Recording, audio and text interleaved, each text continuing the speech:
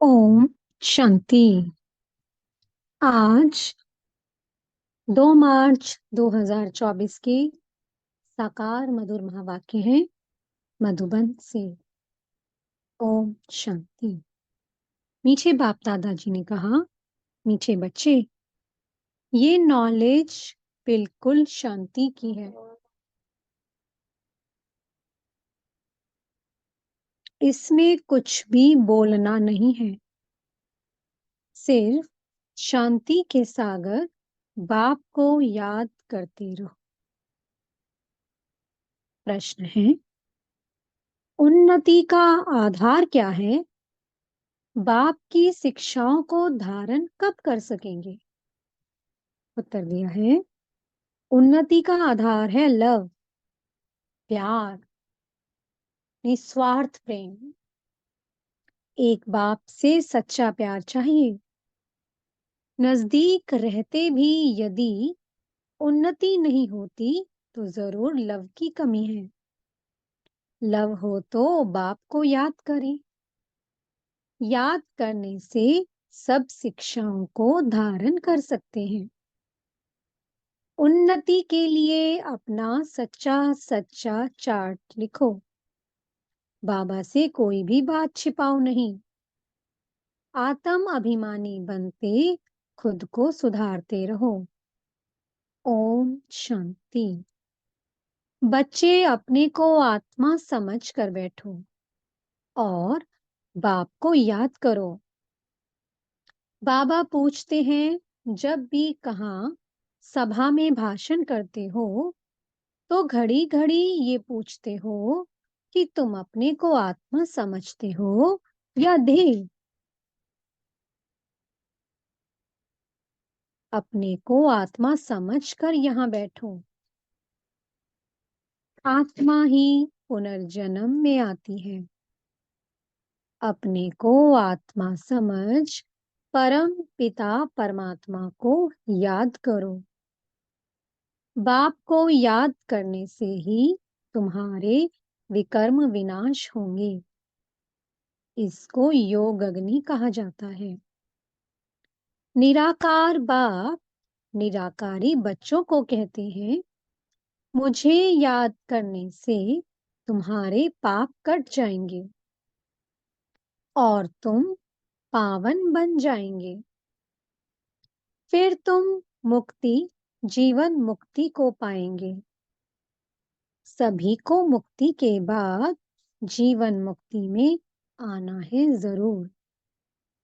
तो घड़ी घड़ी ये कहना पड़े कि अपने को आत्मा निश्चय करके बैठो। भाइयों और बहनों, अपने को आत्मा समझ बैठो और बाप को याद करो। ये फरमान बाप ने ही दिया है। ये है याद की यात्रा। बाप कहते हैं, मेरे साथ बुद्धि का योग लगाओ तो तुम्हारे जन्म जन्मांतर के पाप भस्म हो जाएंगे। ये घड़ी घड़ी तुम याद कराएंगे, समझाएंगे, तब समझेंगे कि आत्मा अविनाशी है, देह विनाशी है। अविनाशी आत्मा ही विनाशी देह धारण कर पार्ट बजाए एक शरीर छोड़ फिर दूसरा लेती है। आत्मा का स्वधर्म तो शांति है। वह अपने स्वधर्म को भी नहीं जानते हैं। अब बाप कहते हैं, मुझे याद करो तो विकर्म विनाश होंगे। मूल बात ये है, पहले पहले तुम बच्चों को यही मेहनत करनी है। बेहद का बाप आत्माओं को कहते हैं, इसमें कोई शास्त्र उठाने की दरकार नहीं है। तुम गीता का मिसाल देते हो तो भी कहते हैं, तुम सिर्फ गीता उठाते हो, वेदों का नाम क्यों नहीं लेते हो? बाबा ने कहा, उनसे पूछो वेद किस धर्म का शास्त्र है। कहते हैं आर्य धर्म का। अच्छा, तो आर्य किसको कहते हैं? हिंदू धर्म तो है नहीं। आदि सनातन तो है ही देवी देवता धर्म। फिर आर्य कौन सा धर्म है? आर्य तो आर्य समाजियों का धर्म होगा। आर्य धर्म तो नाम ही नहीं है। आर्य धर्म किसने स्थापन किया? तुमको वास्तव में गीता को भी नहीं उठाना है। पहली बात है, अपने को आत्मा समझ, बाप को याद करो तो सतो प्रधान बन जाएंगे। इस समय सब है तमो प्रधान। पहले पहले तो बाप का ही परिचय देना है। महिमा भी बाप की करनी है। ये भी तुम तब कह सकेंगे जब तुम खुद बाप को याद करते होंगे। इस बात की बच्चों में कमजोरी है। बाबा हमेशा कहते हैं, याद की यात्रा का चार्ट रखो। दिल से हर एक पूछे, हम कहाँ तक याद करते हैं? तुम बच्चों के दिल में अथाह खुशी रहनी चाहिए। तुमको अंदरूनी खुशी होगी तो दूसरों को भी समझाने का असर होगा। पहली मूल बात यही कहना है कि भाइयों और बहनों, अपने को आत्मा समझो। ऐसे और कोई सत्संग में नहीं कहेंगे। वास्तव में सत्संग कोई है नहीं। सत का संग एक ही है, बाकी है कुसंग। यहाँ है बिल्कुल नई बात। वेदों से तो कोई धर्म स्थापन हुआ ही नहीं है, तो हम वेदों को क्यों उठाएं? कोई में भी ये नॉलेज है नहीं। खुद ही कहते हैं नेति नेति, अर्थात हम नहीं जानते। तो नास्तिक हुए ना, जो उस परमात्मा को नहीं जानते। तो बाबा कहते हैं वो नास्तिक हुए ना। अब बाप स्वयं कहते हैं, आस्तिक बनो, अपने को आत्मा समझो। ये बातें गीता में कुछ हैं, वेदों में है नहीं। वेद उपनिषद तो ढेर हैं। अब वह किस धर्म का शास्त्र है? मनुष्य तो अपनी बातें करते हैं। तुमको किसका भी सुनना नहीं है। बाप तो सहज समझाते हैं, अपने को आत्मा समझ, बाप को याद करो तो पावन बन जाएंगे।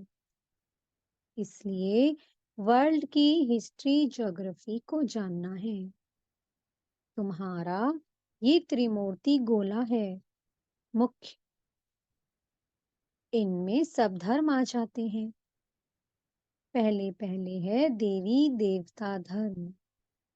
बाबा ने कहा है, त्रिमूर्ति गोला बड़ा बड़ा बनाकर दिल्ली के मुख्य स्थान पर, जहां आना जाना बहुत हो, वहां लगा दो। 3 शीट पर हो, जो शीट हो वो 3 हो। सीढ़ी में तो और धर्मों का नहीं आता है। मुख्य ये 2 चित्र हैं। समझाना ही इस पर है। पहले है बाप का परिचय। बाप से ही वर्षा मिलता है। इस बात का निश्चय कराने बिगर तुम्हारा कुछ भी कोई समझ नहीं सकेगा। एक बाप को ही नहीं समझा है तो दूसरे चित्रों पर ले जाना ही फालतू है। अल्फ को समझने बिगर कुछ भी समझेंगे नहीं। बाप के परिचय बिगर और कोई भी बात ना करो। बाप से ही बेहद का वर्षा मिलता है। बाबा ख्याल करता है। ऐसी सहज बात क्यों नहीं समझते हैं? तुम्हारी आत्मा का बाप वह शिव है। उनसे ही वर्षा मिलता है। तुम सब आपस में ब्रदर्स हो। जब इस बात को भूलते हो, तब तमो प्रधान बन जाते हो। अब बाप को याद करो तो सतो प्रधान बन जाएंगे। मूल बात है ही रचयिता और रचना को जानना। कोई भी जानते नहीं, ऋषि मुनि भी जानते नहीं थे। तो पहले बाप का परिचय दे, सबको आस्तिक बनाना है। बाप कहते हैं, मुझे जानने से तुम सब कुछ जान जाएंगे। मुझे नहीं जाना तो कुछ भी तुम समझेंगे नहीं। मुफ्त में तुम अपना समय वेस्ट करते हो। चित्र आदि भी जो ड्रामा अनुसार बने हैं वही ठीक है, परंतु तुम इतनी मेहनत करते हो, फिर भी किसकी बुद्धि में बैठता नहीं है। बच्चे कहते हैं, बाबा, क्या हमारे समझाने में कोई भूल है? बाबा फट से कह देते, हाँ, भूल है। अल्फ को ही नहीं समझा है तो फट से रवाना कर दो। बोलो, जब तक बाप को नहीं जाना, तब तक तुम्हारी बुद्धि में कुछ भी बैठेगा नहीं। तुम भी जब देही अभिमानी अवस्था में नहीं रहते हो, तो आंखें क्रिमिनल रहती हैं। सिविल तब बनेंगी जब अपने को आत्मा समझेंगी।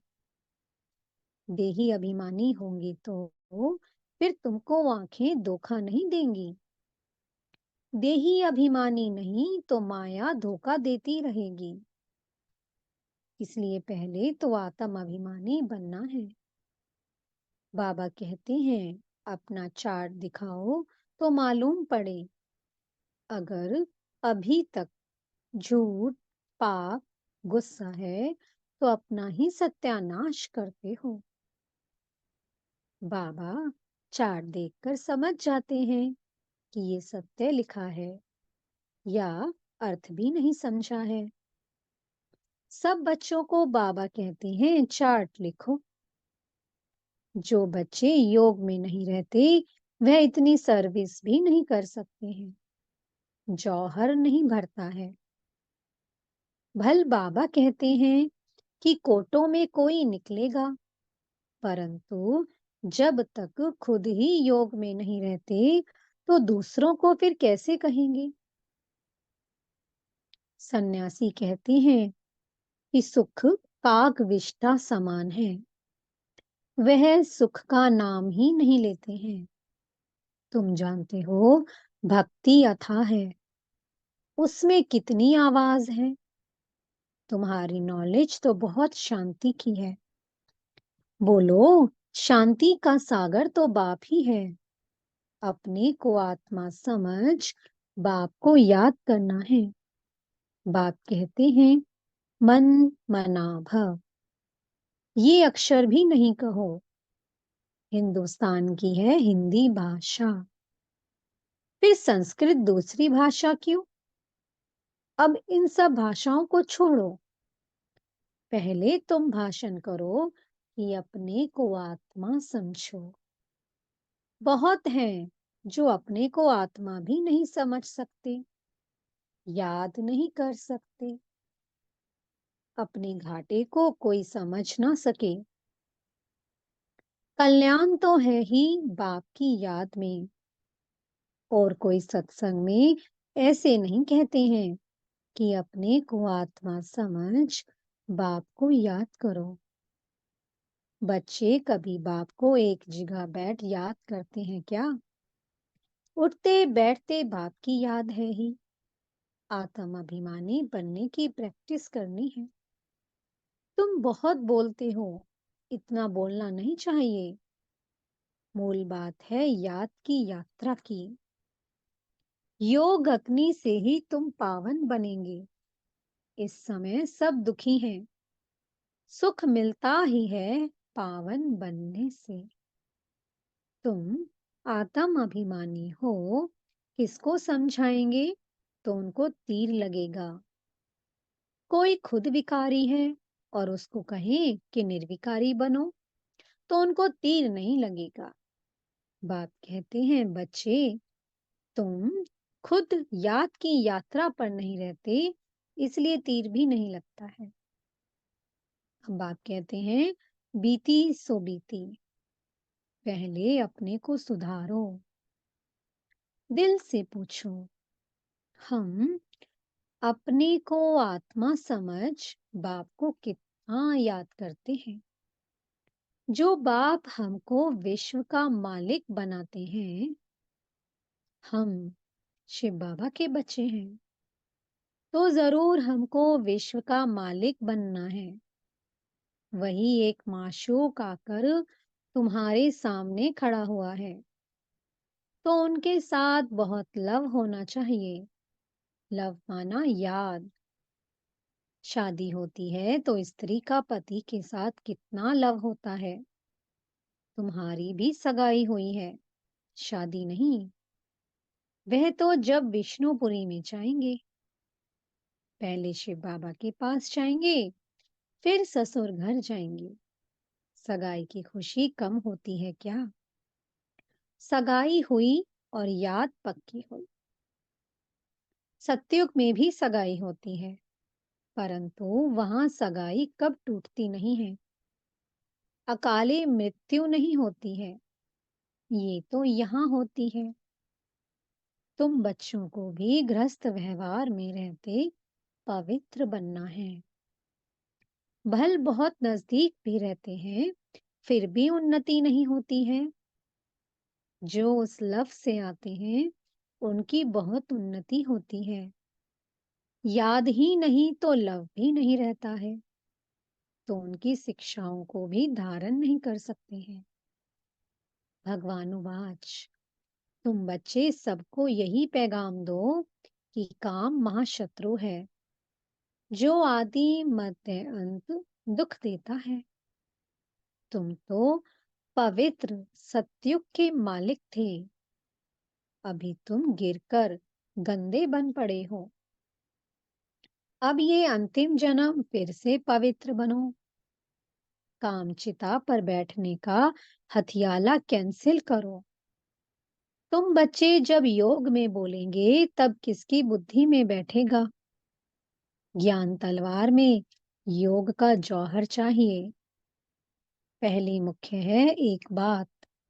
बच्चे कहते हैं, बाबा, हम बहुत मेहनत करते हैं, तब मुश्किल कोई निकलता है।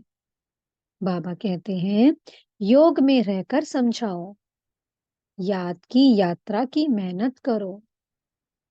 रावण से हार कर विकारी बने हो, अब निर्विकारी बनो। बाप की याद से तुम्हारी सब मनोकामनाएं पूर्ण हो जाएंगी। बाबा स्वर्ग का मालिक बनाते हैं। बाबा डायरेक्शन तो बहुत देते हैं, परंतु बच्चे अच्छी तरह कैच नहीं करते हैं और बातों में चले जाते हैं। मुख्य तो बाप का पैगाम दो, परंतु खुद ही याद नहीं करेंगे तो दूसरों को कैसे कहेंगे? ठगी नहीं चलेगी। दूसरों को कहें विकार में नहीं जाओ, खुद जाएं तो जरूर दिल खाएगी। ऐसे भी ठग हैं। इसलिए बाबा कहते हैं, मूल बात है ही अल्फ। अल्फ को जानने से तुम सब कुछ जान जाएंगे, और अल्फ को ना जानने से तुम कुछ भी समझ नहीं सकेंगे। अच्छा, मीठे मीठे सिकी लधे बच्चों प्रति माता पिता बाप दादा का याद, प्यार और गुड मॉर्निंग। रूहानी बाप की रूहानी बच्चों को नमस्ते। हम रूहानी बच्चों की मीठे रूहानी बाप दादा को बहुत बहुत याद, प्यार, गुड मॉर्निंग और नमस्ते। धारणा के लिए मुख्य सार है, अंदरूनी बाप के याद की खुशी में रहकर फिर दूसरों को बाप का परिचय देना है। सबको एक बाप की महिमा सुनानी है। दूसरा पॉइंट है, आत्म अभिमानी बनने की बहुत प्रैक्टिस करनी है। बहुत बोलना नहीं है। बीती सो बीती कर पहले स्वयं को सुधारना है। याद की यात्रा का सच्चा चार्ट रखना है। मीठी सतगुरु जी वरदान दे रहे हैं। ब्राह्मण जीवन में वैरायटी अनुभूतियों द्वारा रमणीकता का अनुभव करने वाले संपन्न आत्मा भव। जीवन में हर मनुष्य आत्मा की पसंदी वैरायटी है। तो सारे दिन में भिन्न भिन्न संबंध, भिन्न भिन्न स्वरूप का वैरायटी अनुभव करो, तो बहुत रमणीक जीवन का अनुभव करेंगे। ब्राह्मण जीवन भगवान से सर्व संबंध अनुभव करने वाली संपन्न जीवन है। इसलिए एक भी संबंध की कमी नहीं करना। अगर कोई छोटा या हल्का आत्मा का संबंध मिक्स हो गया तो सर्व शब्द समाप्त हो जाएगा। जहां सर्व है वहां ही संपन्नता है।